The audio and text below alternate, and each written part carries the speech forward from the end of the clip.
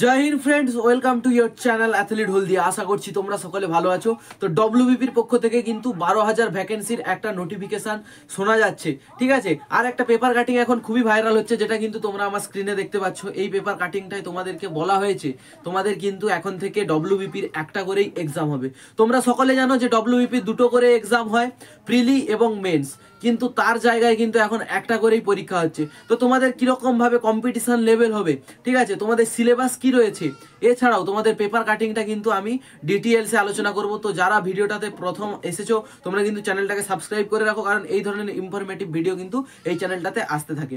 তো সর্বপ্রথমে দেখো বন্ধুরা, তোমাদের কিন্তু এই ভ্যাকেন্সিটা তাড়াতাড়ি একটা পরীক্ষা করে দেওয়ার কারণ কি, তোমাদের যাতে তাড়াতাড়ি শেষ করা যায় ভর্তি প্রক্রিয়াটা।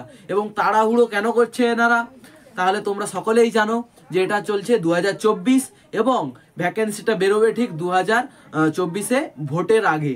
ভোট আছে যেহেতু, সেই কারণে কিন্তু এনাদের অনেক তাড়াহুড়ো এবং সেই হিসাবেই কিন্তু ভ্যাকেন্সি বেরোচ্ছে, যার জন্য একটা পরীক্ষা করা হচ্ছে। আমার পাশে তোমরা পেপার কাটিং এর কিন্তু স্ক্রিনশটটা দেখতে পাচ্ছ। আমি কিন্তু তোমাদেরকে এই পেপার কাটিংটা পড়ে শোনাচ্ছি, দেখো কি বলা হয়েছে। তো সর্বপ্রথম দেখো, তোমাদেরকে এখানে বলা হয়েছে দ্রুত নিয়োগে একটি পরীক্ষা কিন্তু কনস্টেবলদের হবে, যেটা কিন্তু আমি তোমাদেরকে বললাম। এবারে দেখো, কনস্টেবল পদে দ্রুত নিয়োগ করতে চাইছেন রাজ্য পুলিশের কর্তারা। কনস্টেবল পদে রাজ্য পুলিশের কর্তারা তোমাদেরকে দ্রুত নিয়োগ করতে চাইছেন। কেন? এর জন্য প্রাথমিক এবং মূল লিখিত পরীক্ষার বদলে একটি লিখিত পরীক্ষা করতে গত মাসে প্রস্তাব পাঠানো হয়েছে নবান্নে, ঠিক আছে। নবান্নে কিন্তু প্রস্তাব পাঠানো হয়েছে, যেমনটা মুখ্যমন্ত্রী বলেছেন। মুখ্যমন্ত্রীর বলার পরেই কিন্তু নবান্নে প্রস্তাব জানানো হয়েছে এবং নবান্নে আমি বলতে পারি তোমাদেরকে 99% চান্স আছে এটা কিন্তু অ্যাপ্রুভাল করে দেবে, ঠিক আছে। অর্থাৎ নবান্ন কিন্তু এটা অ্যাকসেপ্ট করে নেবে। এই যে তোমাদের অ্যাপ্রুভালটা দেওয়া হয়েছে, এটা কিন্তু নবান্ন অ্যাকসেপ্ট করে নেবে, ঠিক আছে। তো এই নোটিশটা অ্যাকসেপ্ট হয়ে যাওয়া মানে তোমরা ভাবতে পারছো কম্পিটিশন লেভেল কিরকম থাকবে, সেটা আমি বলছি। বাট তোমরা তারপরে একটু শুনে নাও কি বলেছে। সূত্রের খবর, কনস্টেবল পদে 12,000 নিয়োগ হবে, যেমনটা তোমাদেরকে এখানে বলে রেখেছি। আমি আগে থেকেও বলেছিলাম, ভিডিওটা যারা দেখোনি গিয়ে একবার চেকিং করে নাও। 12,000 কিন্তু তোমাদের ভ্যাকেন্সি থাকবে প্রায়। এবং তোমাদের কিন্তু ছাড়পত্র মিলেছে মন্ত্রীরাও কিন্তু চাচ্ছে তোমাদের এই প্রসেসটা লাগু করতে, ঠিক আছে। তা দ্রুত শেষ করতে দুটির বদলে একটি পরীক্ষা করতে চাইছেন পুলিশ কর্তারা।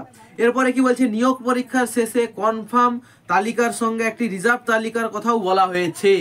তাহলে তোমাদেরকে কি বোঝা যাচ্ছে, যে তোমাদের কিন্তু একটা মেরিট লিস্টের সঙ্গে তোমাদের ফাইনাল মেরিট, তোমরা সকলেই জানো ফাইনাল মেরিটের সঙ্গে কিন্তু তোমাদের কি বলছে, এখানে একটা রিজার্ভ করা হবে, ঠিক আছে।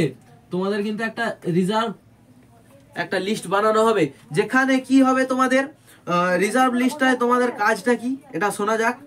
গত বছর প্রায় 8,500 কনস্টেবল নিয়োগ হয়েছিল রাজ্য পুলিশে, ঠিক আছে। তো 8,500 যেটা নিয়োগ হয়েছিল, তারপরে কি বলছে, সব প্রক্রিয়া শেষ করে প্রশিক্ষণের জন্য দেখা উত্তীর্ণ তালিকায় বেশ কয়েকজন তাতে যোগদান করেননি। মানে দেখো, তোমাদের 8,500 জনের প্রায় কিন্তু এক্সাম হয়েছিল, যার মধ্যে কিন্তু তোমাদের প্রায় কয়েকজন কিন্তু ফাইনাল মেরিটের পরেও কিন্তু এসে যোগদান করেনি। তো তাহলে তাদের কি হবে, ফলে ওই আসন ফাঁকা রেখেই প্রশিক্ষণ শুরু হয়, সেটা এড়াতেই কিন্তু রিজার্ভ লিস্টের ব্যবস্থা। মানে এরা যাতে এই তোমাদের যে প্রস্তাবটা দেওয়া হয়েছে, এর কারণটা হচ্ছে এটাই।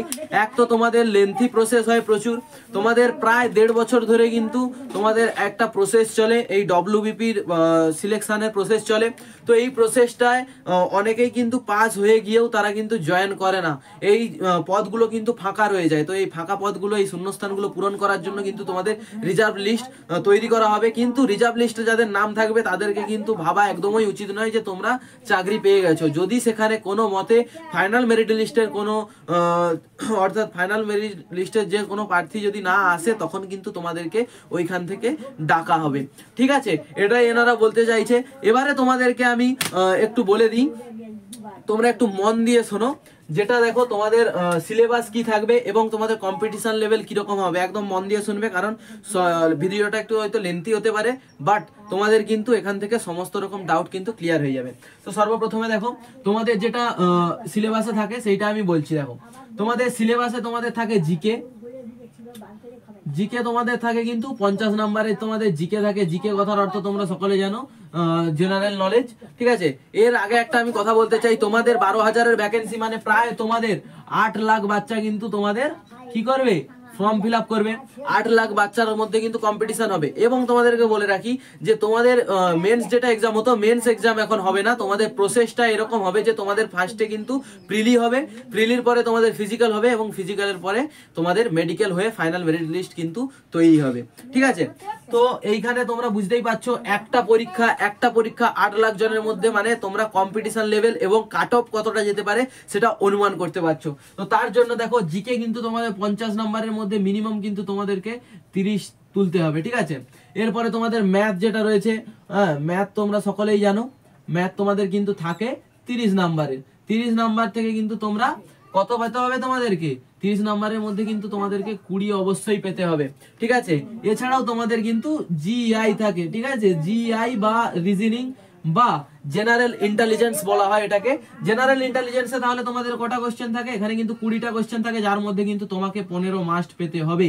তাহলে এখানে কিন্তু টোটাল যদি আমরা যোগ করি তাহলে তোমাদের কিন্তু কত হয়ে যাচ্ছে, 65 নাম্বার। 65 নাম্বার কিন্তু তোমাদের ফিজিক্যালে যাওয়ার জন্য, কোয়ালিফাই করার জন্য কিন্তু একদম পারফেক্ট নাম্বার। ঠিক আছে, তো এই 65 নাম্বারও কিন্তু যেমন তেমন নাম্বার নয়। তোমরা যদি ভাবো জিকের তোমরা কিছু নদ নদী, কিছু পাহাড় পর্বত, কিছু নদী নালা এগুলো পড়ে যদি তোমরা জিকে সব জেনে গেছো ভাবছো, তাহলে কিন্তু এটা ভুল ভাবছো। ঠিক আছে, তো জিকে তোমরা সবসময় ক্লাস করো, আমার চ্যানেলে প্রতিনিয়ত ক্লাস আসতে থাকবে। এবং জিকেতে কিন্তু অনেক ইউটিউব চ্যানেলে তোমাদেরকে জিকে পার ডে কোশ্চেন করানো হয়। তোমরা যদি জিকেতে 300 থেকে 350 কোশ্চেন পার ডে না তোমরা রিভাইজ করো, তাহলে তোমরা কিন্তু ভাববে যে তোমরা জিকের কিছুই জানো না। ঠিক আছে, এরপরে তোমরা ম্যাথও করবে। ম্যাথ যারা কিন্তু কঠিন ভাবো, একদমও কঠিন নয়, ম্যাথকে একটু সময় দিয়ে বুঝতে হবে। ঠিক আছে, ম্যাথটা একদমই সহজভাবে হয়ে যাবে, তোমাদের কোনো কঠিন ব্যাপারই নেই। ঠিক আছে, এখানে তাহলে তোমাদের 2টা সাবজেক্ট কমপ্লিট হয়ে গেল।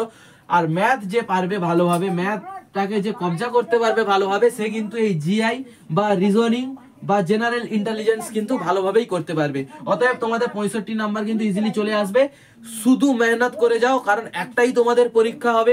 একটা পরীক্ষায় কিন্তু খুব হাই কাট অফ যাবে, যেহেতু তোমাদের মানে প্রায় 8 লাখের গায়ে কিন্তু বাচ্চারা পরীক্ষা দেবে, সে কারণে খুব হাই কাট অফ যাবে। এবং এখান থেকে তোমাদের প্রায় তোমাদেরকে যে ভ্যাকেন্সিটা রয়েছে তার থেকে 5 গুণ কিন্তু বাচ্চাকে ফিজিক্যালের জন্য ডাকা হবে। ঠিক আছে, 5 গুণ বাচ্চাকে কিন্তু ফিজিক্যালের জন্য ডাকা হবে, যেখানে কিন্তু তোমাদেরকে রানিং করতে হবে। এবং সেই সমস্ত প্রসেসগুলো আমি নিয়ে আসবো। তোমাদের ডব্লিউবিপির কিভাবে মেডিকেল হয়, ডব্লিউবিপির কত রানিং থাকে, সেগুলো সমস্ত নিয়ে আমি কিন্তু ডেডিকেটেড ভাবে ভিডিও বানিয়ে দেবো, যেমন আজকের ভিডিওটা বানিয়েছি। যারা যতটা বুঝতে পারলে তোমরা কিন্তু কমেন্ট করে দিও যে জয় হিন্দ দাদা বলে লিখে দিও। এবং তোমাদের যদি কোনো ডাউট থাকে তোমরা কমেন্ট করো, এবং হোয়াটসঅ্যাপের যে নাম্বারটা তোমরা দেখতে পাচ্ছ, এই হোয়াটসঅ্যাপের নাম্বারটিতে কিন্তু তোমরা মেসেজ করতে পারো, কিংবা তোমরা এই নাম্বারটিতে কিন্তু কল করে তোমাদের ডাউট ক্লিয়ার করতে পারো। ঠিক আছে, তো নেক্সট একটা ইনফরমেশন ভিডিও নিয়ে আমি আসবো। এগুলো নিয়ে ডেডিকেটেড ভাবে ভিডিও আমি আরো বানাবো, তোমাদের মেডিকেলের, তোমাদের সিলেবাসের এবং তোমাদের এক্সাম স্ট্র্যাটেজি সব নিয়ে কিন্তু ভিডিও আসবে। তার জন্য চ্যানেলটাকে সাবস্ক্রাইব করে রাখো। সবাই ভালো থেকো, সুস্থ থেকো। জয় হিন্দ, জয় ভারত, বন্দে মাতরম।